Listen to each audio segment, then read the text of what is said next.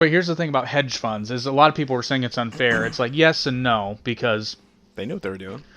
well, that's the theory anyway. That's why the average person cannot get involved in a hedge fund. You have to have a certain most hedge funds require a certain amount of net worth like right out of the gate and or a certain level of savvy in the market. So like you basically have to be a professional at this in order to get involved in a hedge fund.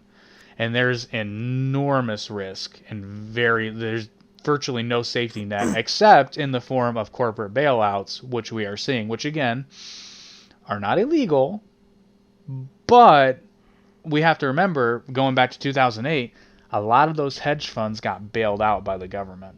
That's That is insanely messed up. that is insanely messed up because this is a practice.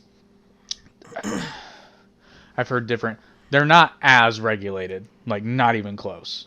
Like if you invest in a mutual fund, there's a lot of things out there to protect you as as an investor because mutual funds do not short stocks. They're not allowed to. Right. They are long-term investments. They hope companies do well. Shorting stocks is like a really quick cash grab. And I mean, it's super risky, but people do it. People do it all the time. And if you know what you're doing, it works. But when it doesn't work, boy, do you get fucked. Which I think, for the record, I think is great that these hedge fund guys are getting screwed. I love it. But here's the problem. They've got more money than they know what to do with, so. Well, but it's not just the hedge fund guys that are getting screwed over. It's and again, here's the difference though. Like it's affecting pensions, 401ks and stuff today, but these are all long-term investments that They'll trend with the market. It's not unless you retired like the day this happened.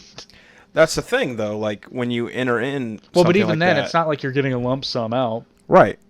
Well, You know. and like what you just said, I mean, it makes sense. 401ks, yeah, they're being affected today, but they're already on They were affected way more in 2008.